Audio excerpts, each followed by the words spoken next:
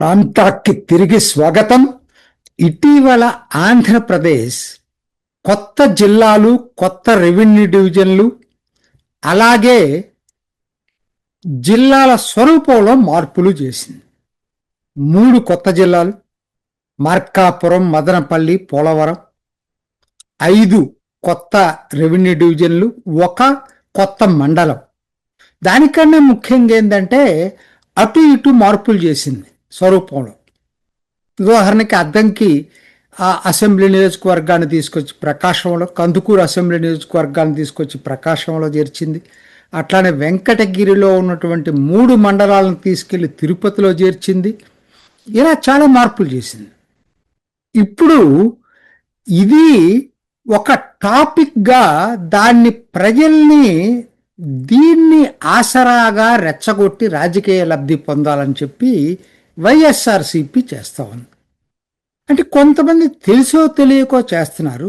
Somireddy Chandramohan Reddy Telugu Desam official spokes person, Sarvepalli MLA.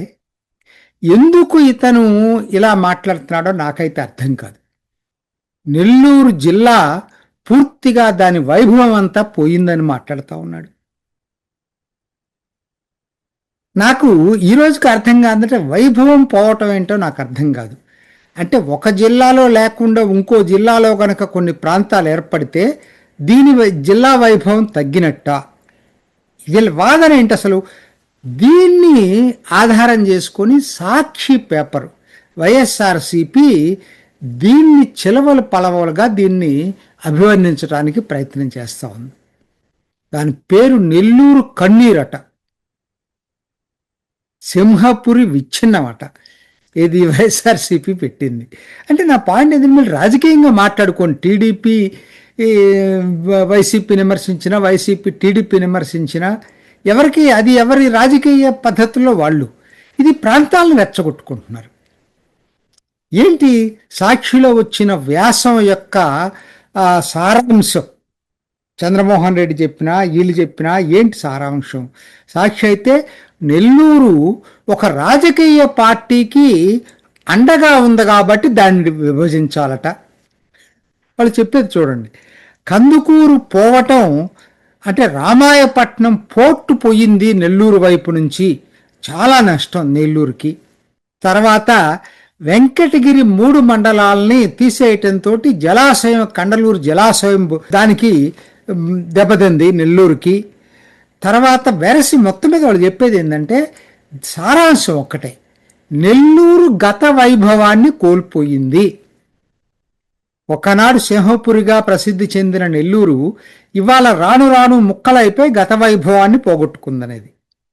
ఇదండి సారాంశం. ఇది అయితే ఇదే వాదన గనక ఇదే గీట్రాయి తీసుకునేటట్టయితే సింపుల్ పాయింట్ వైఎస్ఆర్సీపీని నేను అడుగుతున్నా.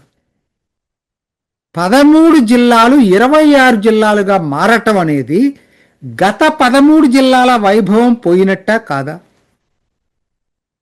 అంతే కదా. మీ వాదనే కనుక తీసుకునేటట్టయితే పాత ఉమ్మడి జిల్లాలన్నీ ఆ జిల్లా హెడ్ క్వార్టర్స్, ఆ జిల్లాలు నష్టపోయినట్టే కదా.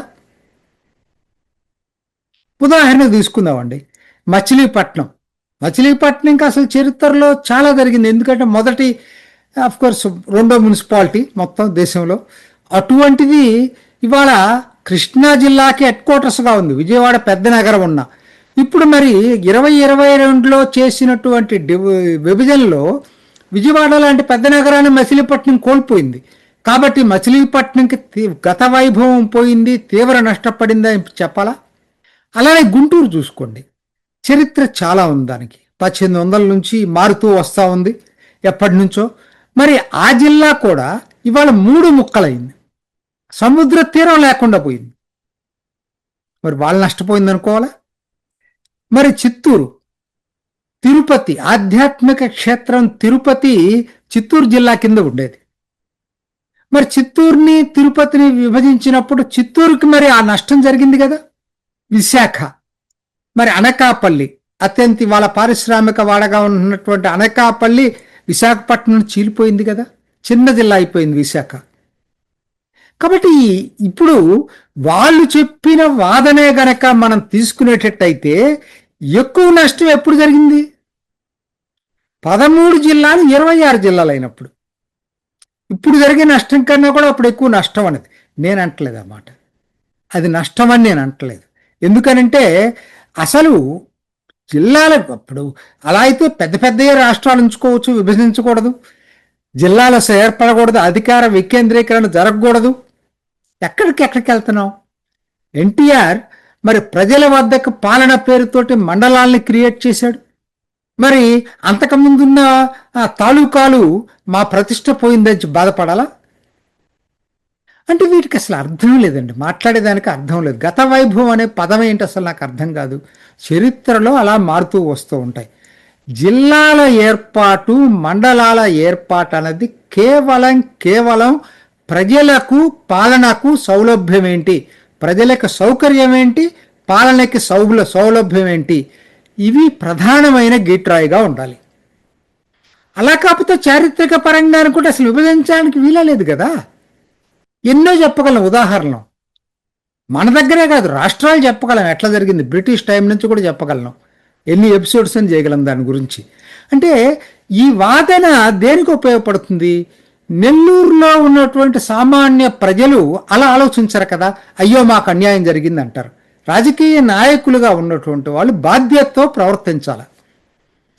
నేను ఒప్పుకుంటా. ఏంటి, వెంకటగిరి మండలాలు 3 మండలాలు నెల్లూరులో కలపటం మంచిదా, నెల్లూరులో ఉంచటమే మంచిదా, లేకపోతే తిరుపతిలో కలపటం మంచిదా అనేది ఆ ప్రాంత ప్రజలు చెప్పాలి.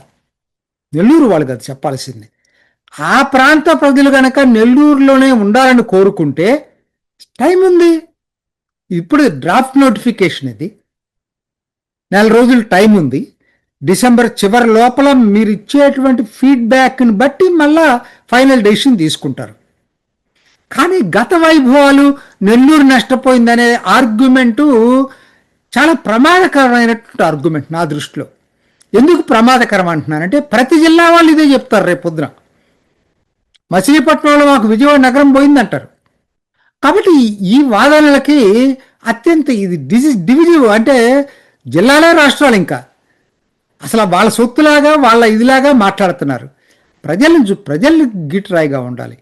గూడూరు వాళ్ళు నెల్లూరులో కలవాలనుకుంటున్నారా? వెంకటగిరి 3 మండలాలు మాకు తిరుపతి వద్దు నెల్లూరు కావాలనుకుంటున్నారా? ఆ ప్రాంత ప్రజలకు వదిలిపెట్టండి. వాళ్ళకేది సౌలభ్యం, వాళ్ళకి మరి కన్వీనియన్స్ కానీ మిగతా రీత్యా ఏ విధంగా వాళ్ళకు ఉపయోగపడుతుంది అనేది వాళ్ళకు వదిలిపెట్టండి. కావాలంటే ఆ ప్రాంత ప్రజలు ఫీడ్బ్యాక్ ఇవ్వచ్చు. అంతేగాని జిల్లాల వైభవాలను గురించి మాట్లాడేవాళ్ళు, జిల్లాలు ఆ పాత ఇది పోయిందని మాట్లాడే వాళ్ళు అసలు వాదన కరెక్ట్ కాదు. అది ఎక్కడికి దారితీస్తుందంటే చివరికి మా ప్రాంతం గొప్ప, మా ప్రాంతం గొప్ప అనుకునే దారికి దారితీస్తుంది. అది డివిజివ్ టెండెన్సీ తప్పితే అది కన్స్ట్రక్టివ్గా నిజంగా ప్రజల ఇబ్బందులు దృష్టిలో పెట్టుకొని మాట్లాడుతున్నటువంటి మాట కాదు. ఇది నా పాయింట్. ఇప్పుడు కందుకూరు ఎందుకు కలిసింది? కందుకూరు నాకు తెలిసి ఏంటంటే కందుకూరు ఒంగోలులో కలవటానికి కారణం ఏంటంటే ప్రకాశం జిల్లాలోకి అక్కడి ప్రజలు బలంగా కోరుకున్నారు. అద్దంకి అంతే, అద్దంకి ఒంగోలు పక్కనే ఉంటుంది. మరో బాపట్ల చాలా దూరం దానికి. వాళ్ళకి ఈవెన్ సంబంధ బాంధవ్యాలు కూడా ఒంగోలుతో ఉన్నంతగా అద్దంకి బాపట్ల వైపు ఉండవు, ఎటువంటి కాంటాక్ట్స్ లేవు. సో వాళ్ళు ఇటు కావాలని కోరుకున్నారు. అలానే మీరు చెప్పే పాయింట్ గూడూరు వెంకటగిరి గురించి అంతవరకే పరిమితమై మాట్లాడితే బాగుంటుంది, కానీ నెల్లూరు జిల్లా అనేటువంటి కాన్సెప్ట్ని తీసుకురావద్దు. నిజం చెప్పాలంటే వాళ్ళ విజయవాడ పక్కనే ఉంది పెనమలూరు. విజయవాడ నగరంలో పార్టు, పెనమలూరు అసెంబ్లీలో కొంత భాగం. మరి అటువంటిప్పుడు పెనమలూరు వాళ్ళు కూడా చేస్తే అర్థం ఉంది మాకు విజయవాడలో కలపమని చెప్పి. కోర్స్ దానికి ఏదో వాళ్ళకి వేరే ప్లాన్స్ ఉన్నట్టున్నాయి. మొత్తం గ్రేటర్ అమరావతి ప్లాన్ ఏదో ఉన్నట్టుగా అనిపిస్తూ ఉంది నాకైతే ఈ రోజుకైతే. మరి ఆ రోజు పెనమలూరుని మచిలీపట్నంలో కలిపింది ఎవరు? మరి 2022లో వైఎస్ఆర్సీపీ ప్రభుత్వమే కదా ఆ రోజు ఉంది. సో ఇలా ఈ ఆర్గ్యుమెంట్ చేసుకుంటా వెళ్ళేటట్టయితే గత చరిత్ర ప్రతి వాళ్ళు తవ్వుతారు. ఇప్పుడు ఇదంతా మీరే కదా చేసిందంటారు. నేను ఒప్పుకోవట్లేదు. 13 నుంచి 26 తీసుకురావటాన్ని స్వాగతిద్దాం, 26 నుంచి 29కి స్వాగతిద్దాం. ఎందుకనంటే పాలనా సౌలభ్యం కోసం జిల్లాల పునర్వ్యవస్థీకరణ తప్పు లేదు.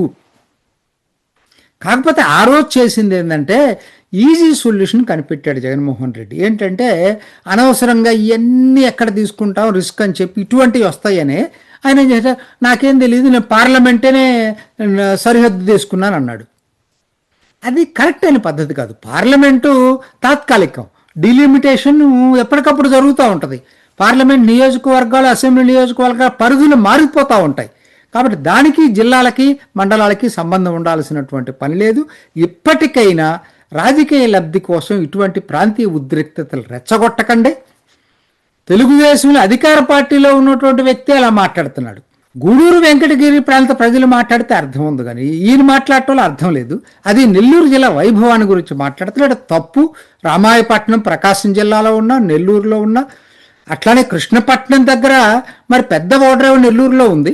దాంతోపాటు క్రిష్ సిటీ అనే డెవలప్ చేయబోతున్నారు అక్కడ శ్రీ సిటీకి పోటీగా. మరి దాన్ని ఎందుకు తీసుకోరు పరిగణలోకి? సో ప్రతి వాళ్ళు ప్రతి దానికి ఆర్గ్యుమెంట్స్ ఉంటాయండి ఇటువంటి వాటికి. దయచేసి ఇటువంటి రెచ్చగొట్టుకునే ప్రయత్నాలు ఎవరు చేసినా తప్పే. ఇది ఈనాటి రామ్తా. ఇంకొక ఎపిసోడ్లో మళ్ళీ కలుసుకుందాం. నమస్తే. చూసారు కదండి, మరి ఈ వీడియో కనుక మీకు నచ్చినట్లయితే ఒక లైక్ కొట్టేసి మీ అభిప్రాయాన్ని కూడా కామెంట్ బాక్స్లో తెలియజేస్తూ ఇలాంటి ఇంట్రెస్టింగ్ అప్డేట్స్ కోసం మా ఛానల్ని సబ్స్క్రైబ్ చేసుకోండి.